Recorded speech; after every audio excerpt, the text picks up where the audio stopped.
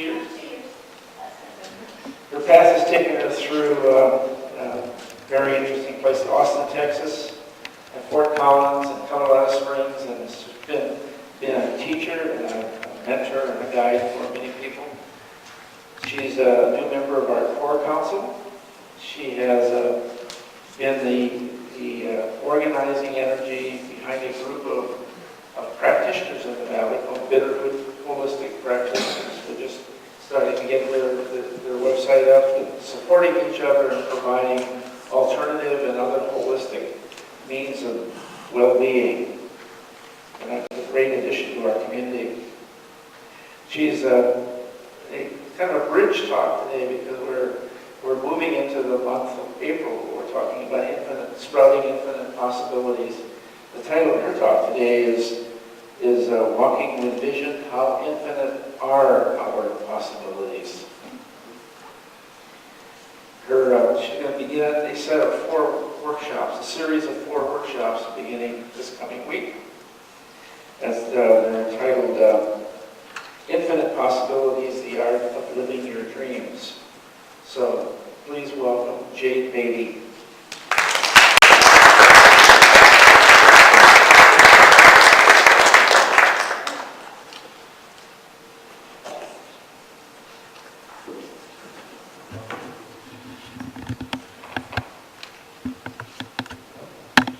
Okay, I am fairly prepared for this talk, so it may not be such a wild ride as the past talks have been. I have been keeping my attention on a body of work by a man named Mike Dooley. And I first became aware of him in about 2009. And he represents the voice of the universe.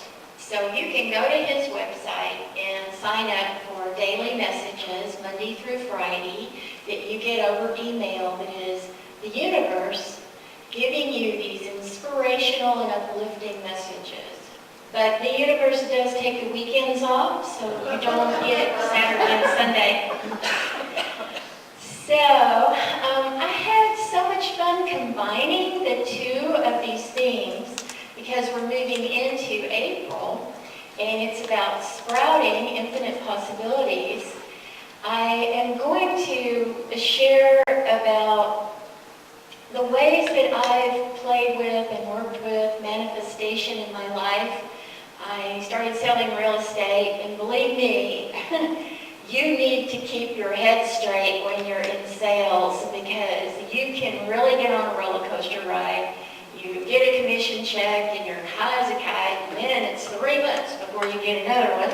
And, you're like wondering how you're going to pay your bills and put gas in the car. So I found some mentors early, Tony Robbins and Brian Tracy. And I started really looking at how mental programming is so important, not just when you're in sales, but all the time.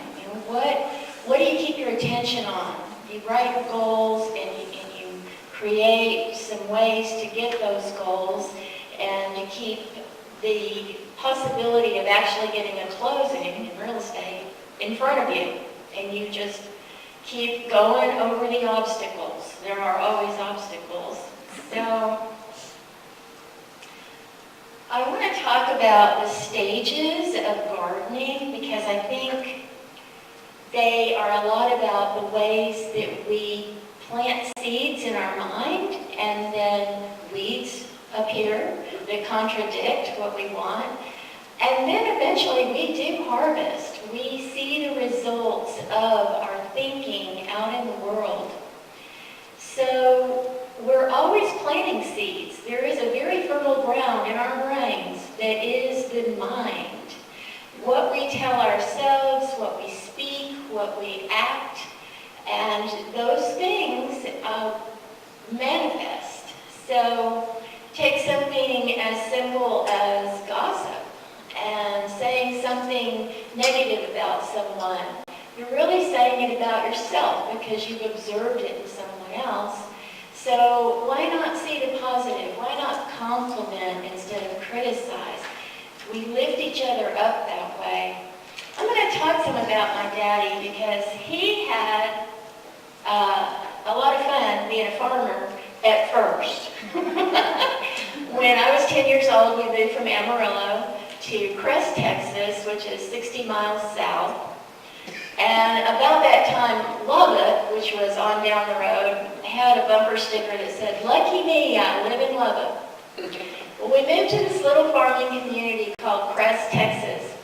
Daddy lived there as a kid, and when he got out of the service, he trained to be a welder and stayed in Amarillo and worked union jobs. So he'd be gone for months at a time throughout my childhood until we moved to the farm, and then he was there every day. So Crest, Texas was population 478 people. When we moved there in 1962, Daddy got with some of his old buddies because everybody knew him there. They met at the cafe every morning to talk about farming and the market and the weather. And so they made a bumper sticker that said, "I'm in a mess, I live in Crest." And when they walked me in, my principal in 5th grade walked me into my classroom. There was an ancient woman there, and her name was Miss Riddle.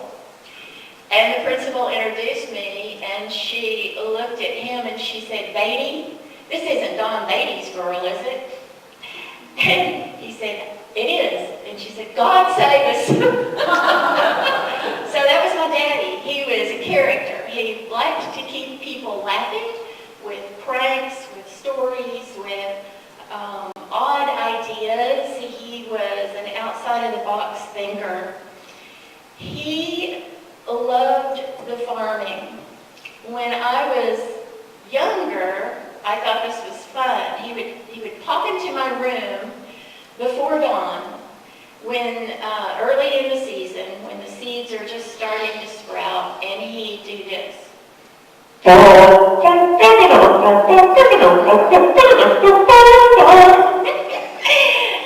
I thought it was so funny, and I'd jump up and we'd go outside. Now, I got to not be funny when I was a teenager. But I'd still get up, and I'd still go out, and we would kneel in the dirt just as the sun was coming up, and this was flat land, so there were no mountains blocking the sun. And he'd dig up a sprout, and he'd say, "Okay, it's sprouted," and we have a whole field of these, and it's going to happen. There's going to be cotton here. And he'd put it very carefully back in the hole. He dug it out of and packed the dirt. And a farmer, I don't know, I know we've got farmers in here, you know, and a lot of us plant stuff, right? Because it's a good thing to do.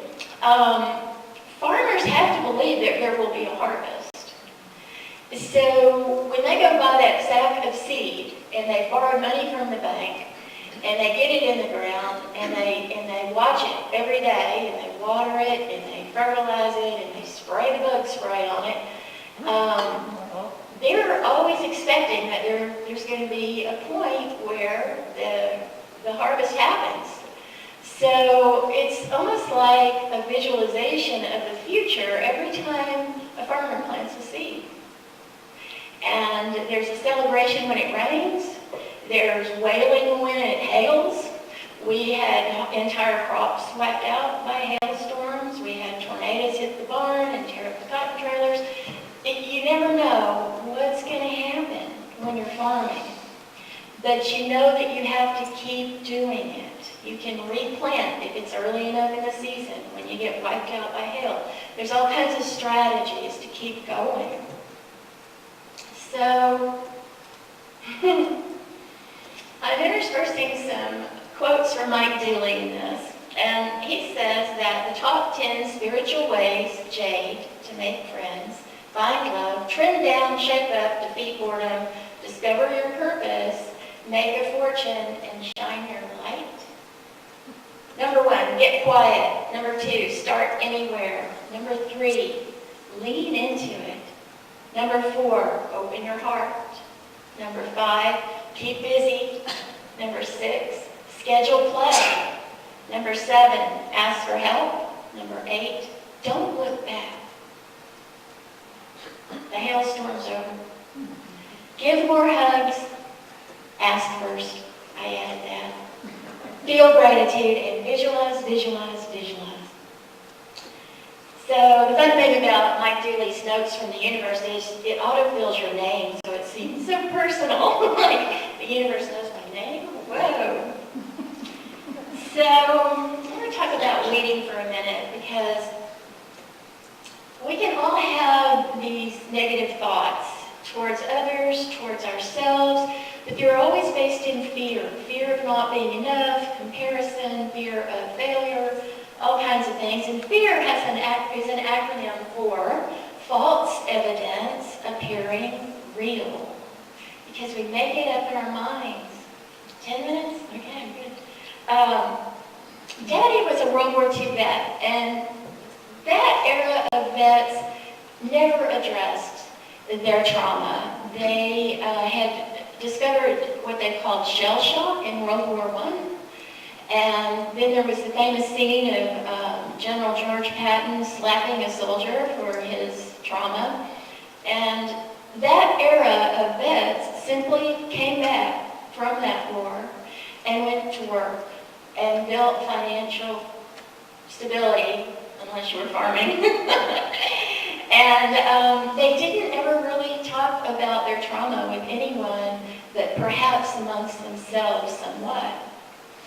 So, my daddy was a racist. And when George Wallace was running for president, there was a caravan of people who were driving around the county. We were saying things like 2, 4, 6, 8, we ain't gonna integrate, things like that. And it already made me sick to my stomach. Archie Bunker was on TV. My daddy thought he was a reasonable man. Why are they laughing at him, you know? He had stories about why geese and ducks don't mix, and all of these bizarre attitudes toward African Americans. And then he loved Mexicans. So he was very specific in his racism. And he carried that. I actually went on that caravan because I was 12 years old. I'd just gotten my hardship license to drive the grain truck to the elevator and to pull the cotton trailers. And Mother had a new station wagon, and they told me I could drive it. And yet, in my gut, I knew there was something really wrong with these attitudes. And I knew where they came from. I knew my daddy's daddy. There was suspicion he'd been in the Klan. There was just a cultural overlay of this kind of thing. So his heart was really closed, and it was closed to me because I started fighting his attitude around racism about the time George Wallace didn't win. And I want to read another quote here out of the book.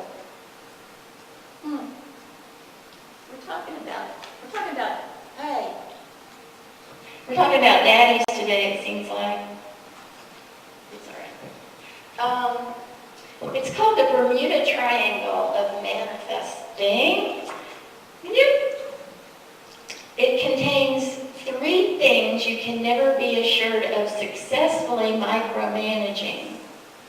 Specific people behaving in specific ways, how a dream will come true, and unimportant details. By the way, all details are unimportant. The workaround is simple. Imagine abundance, not a dollar amount. Love without insisting upon who you love, and a rocking life, not just bells, whistles, and bling. To safeguard that you're not in the Bermuda Triangle of manifesting, punctuate the end of each expressed desire with, or even better. So, obviously I had a very complex relationship with my father, and when he was dying, the person that was nicest to him was a black woman named Jean. She was with hospice Mother by that time was horrible to my daddy, although she did what she had to do in his care. He was at home. And Jean would come in and say, Mr. Beaty, what kind of sugar-free pie would you like when I come back next week? Would you like apple or peach? And Daddy would just be thrilled at that somebody cared enough about him to recognize he's diabetic and he has to eat a certain way. And he was bedridden for the last 9 months. He died of emphysema and diabetes. So, his last 24 hours were with me. My mother and sister went to Amarillo. It was the day before Christmas Eve. And he said, oh, they're out running and spending. And he finally talked to me about his fear of dying. He'd identified as agnostic, and he didn't know, but he'd studied deeply. He studied all the Eastern religions, the Mayans. He could read and draw Mayan hieroglyphs. He just dug into things when he wanted information. And so that last night, I had him in his wheelchair, and he looked at me in a mirror we were in front of, and he said, I'm going to die. I said, no, Daddy, you're not. Your body's going to give out. It's going to give out. It's going to stop at some point. But you don't die. I promise you that. And the next night, Christmas Eve, we were unwrapping packages and went in. I believe it was my niece that found him dead. And I walked into that room, and he loved Cajuns. He loved Cajun music. I put on Cajun music.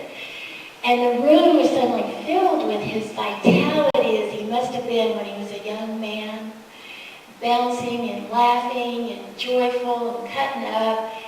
And I felt him in that room. I knew he was telling me, you were right.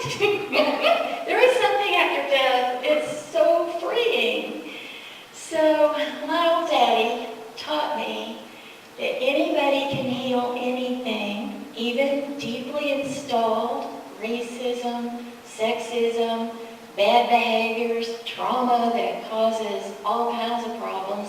We can all get to that point, even if it's in the last days of our lives, where we let it all go. So, here's the part about planting. Get quiet, start anywhere. Oh, I did that. No. Okay, here's weeding.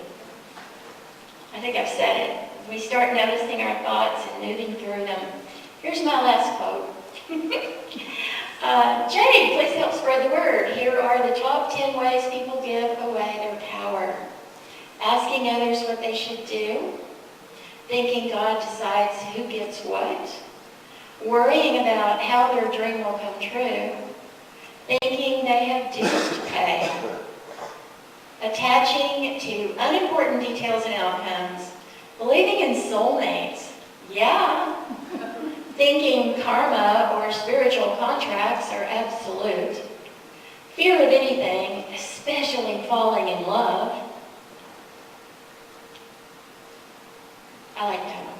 Waiting for their ducks to line up before acting. You've heard people say, oh, I just got to get my ducks in a row.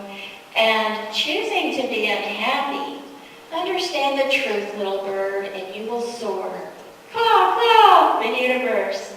To be happy or not, Jade, is always a choice.